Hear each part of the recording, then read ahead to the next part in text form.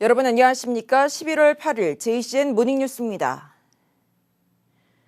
울산시의회 행정사무감사가 본격적으로 시작됐습니다. 하지만 교육 공무원들이 이태원 참사 애도 기간에 울릉도에 연수를 다녀온 사실이 드러났습니다.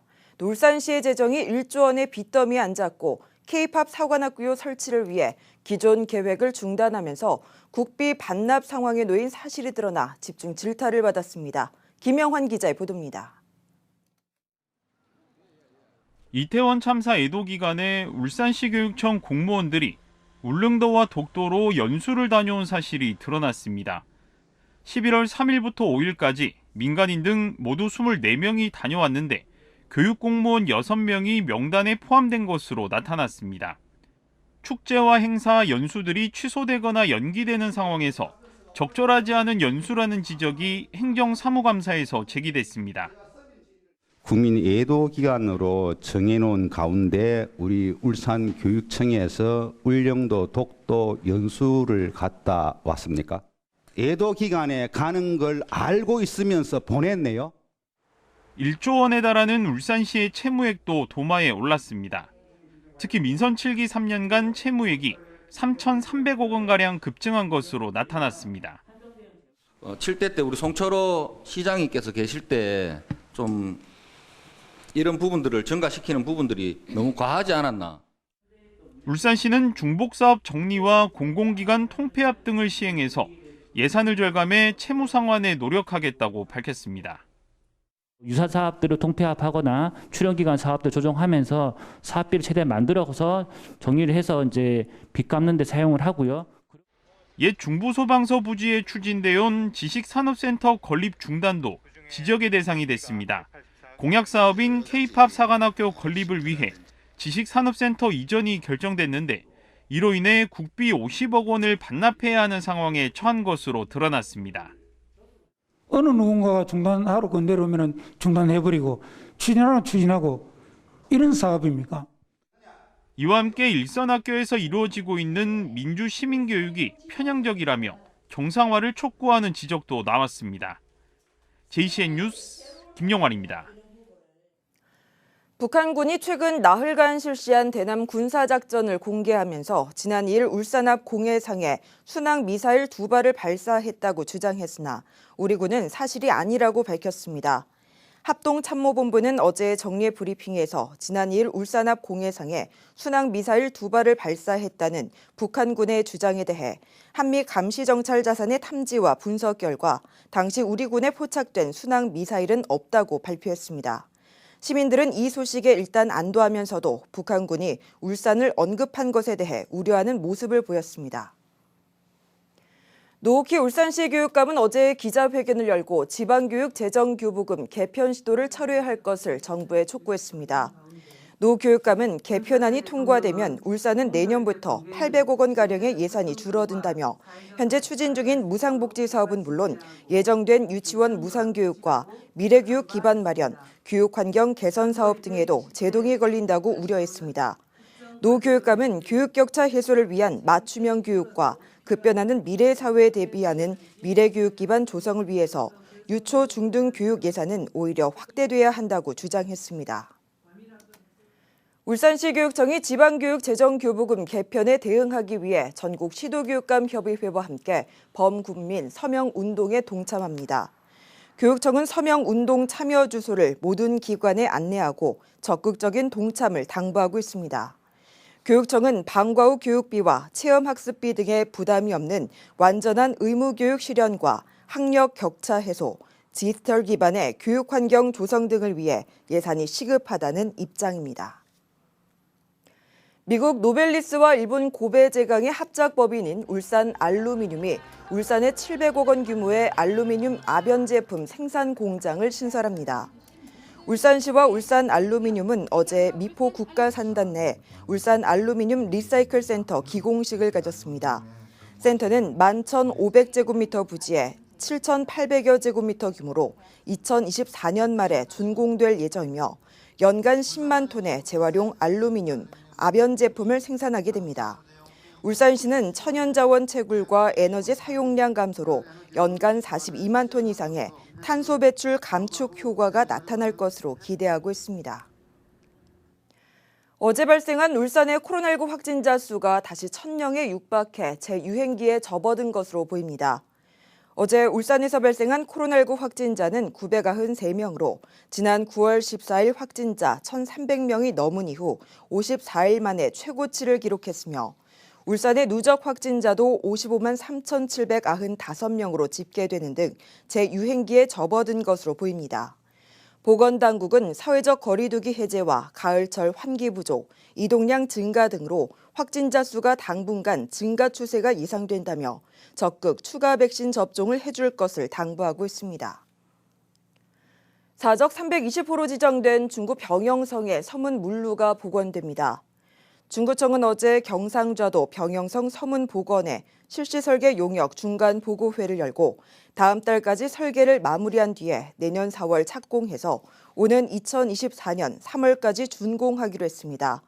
사적 320호로 지정된 병영성은 600년의 역사를 가지고 있으며 중구청은 그동안 12차례 시굴과 발굴 조사를 거쳐 4개 성문 가운데 물루와 옹성 등의 형태가 확인된 서문부터 우선적으로 복원을 추진하고 있습니다.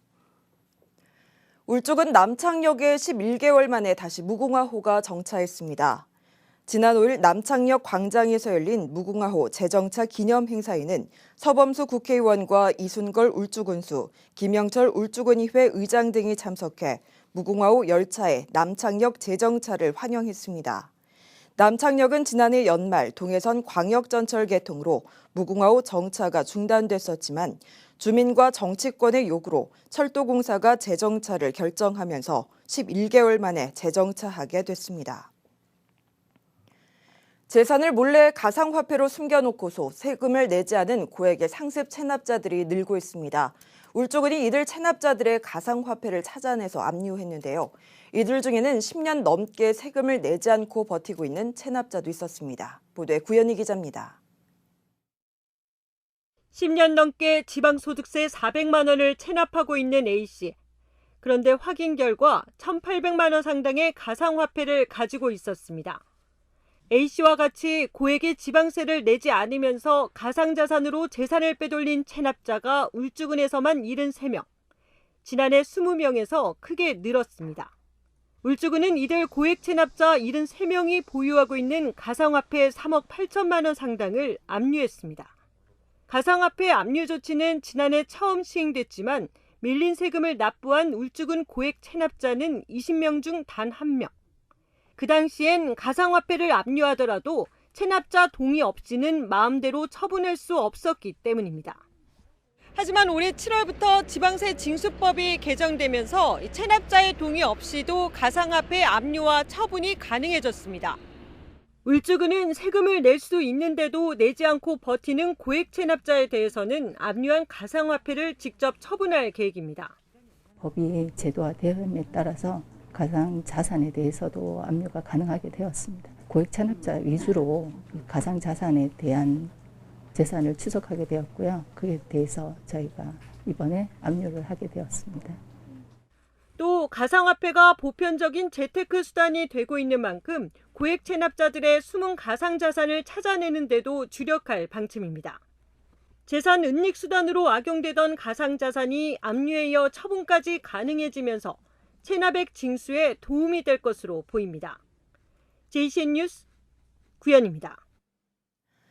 울산시가 코로나19 방역조치 완화와 일상 회복에 따라 노인과 장애인, 아동에 대해 맞춤형 돌봄 서비스를 강화합니다. 울산시는 코로나19 이후에 시행한 긴급 돌봄 사업을 오는 22일자로 중단하고 노인과 장애인, 아동 등 대상자 특성별 맞춤형 돌봄 서비스를 강화할 예정이라고 밝혔습니다. 북구 강동동 지역사회 보장협의체와 강동 콜택시가 어제 진료보조 택시 지원 사업 추진을 위한 업무 협약을 체결했습니다. 이번 협약으로 강동 콜택시는 교통 취약 지역인 강동동에 거주하는 몸이 불편한 노인들의 병원 진료 때 교통편을 지원하게 됩니다. 강동동 지역사회 보장협의체는 울산사회복지공동모금회의 지원으로 강동 콜택시와 업무 협약을 맺어 내년 12월까지 대상자에게 교통 편의를 제공하기로 했습니다. 문화관광 해설사와 함께 울산의 이색 관광지를 둘러볼 수 있는 주제별 울산 시티투어 버스 운행이 재개됩니다. 울산시는 코로나19 확산으로 2020년 12월부터 중단한 주제별 울산 시티투어를 오는 11월부터 재개한다고 밝혔습니다. 수요일은 온 가족이 즐길 수 있는 패밀리 코스가 운영되고 금요일은 간절곶과 옹기마을의 체험 프로그램을 즐길 수 있는 힐링 코스, 토요일은 울산의 야경을 만끽할 수 있는 달빛 코스가 운영됩니다. 이용요금은 성인 10,000원, 소인 8,000원이며 울산 시민은 30% 할인됩니다. 울산대학교 병원이 권역 정신응급의료센터에 선정되면서 울산도 정신응급 환자에 대한 24시간 대응 체제를 갖추게 됐습니다. 이에 따라 울산대학교 병원은 응급의료센터 내에 정신응급 환자 전용 병상을 마련하고 환자의 내외과적 처치를 수행하게 됩니다.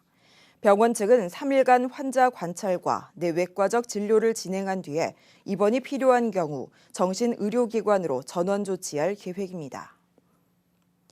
현대중공업이 국제기능올림픽에서 20회 연속 금메달을 획득하며 기능 한국의 위상을 높였습니다. 현대중공업 직원 4명은 최근 열린 제46회 국제기능올림픽에 출전해서 금메달 1개와 동메달 1개, 우수상 2개 등 전원 입상했습니다. 특히 두꺼운 철판과 파이프 등을 가공 조립하는 철골 구조물 직종에서는 현대중공업 선수들이 5회 연속 우승을 차지했으며 올해 신설된 산업기계 직종에서도 우리나라가 첫 메달을 획득했습니다. 동구청은 어제 민선 8기 공약 이행 평가단을 발족해 위촉식과 함께 1차 회의를 진행했습니다. 동구청은 공약 추진 과정의 투명한 관리와 평가를 위해서 공개 모집과 추천 등의 방법을 통해 민선 8기 공약 이행 평가단으로 지역 주민 10명을 선정했습니다. 평가단은 위촉식에 이어 단장과 부단장을 선출하고 공약 총괄 부서로부터 6대 분야 59개 공약 사업의 총괄 보고를 받았으며 민선 8기가 끝나는 2026년 6월 말까지 역할을 수행하게 됩니다. 전 세계의 화폐를 한눈에 볼 수 있는 제1회 울산 화폐 박람회가 오는 18일부터 4일간 울산 전시 컨벤션 센터에서 열립니다. 박람회는 세계 206개국에서 통용되고 있는 화폐를 볼 수 있는 세계지폐 특별전과 동서양 주화의 역사를 볼 수 있는 동서양 주화 3000년 전, 그리고 카타르 월드컵을 앞두고 전시되는 월드컵 특별전 등으로 꾸며집니다. 이와 함께 초청 강연과 화폐 경매 등 다양한 부대 행사도 마련됩니다. 박람회는 무료로 입장할 수 있습니다. 울산시 교육청이 고교 학점제 안착을 위해 학점제형 학교 공간 재구조화 사업을 추진합니다. 교육청은 7년 이상 된 교과 교실제 학습 공간과 도서관, 상담실과 회의실 등의 공간 활용률을 높일 수 있도록 기자재 구입비와 시설 구축비 등을 지원합니다.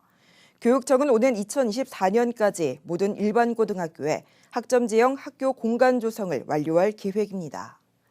JCN 모닝뉴스를 마칩니다. 함께해 주신 여러분 고맙습니다.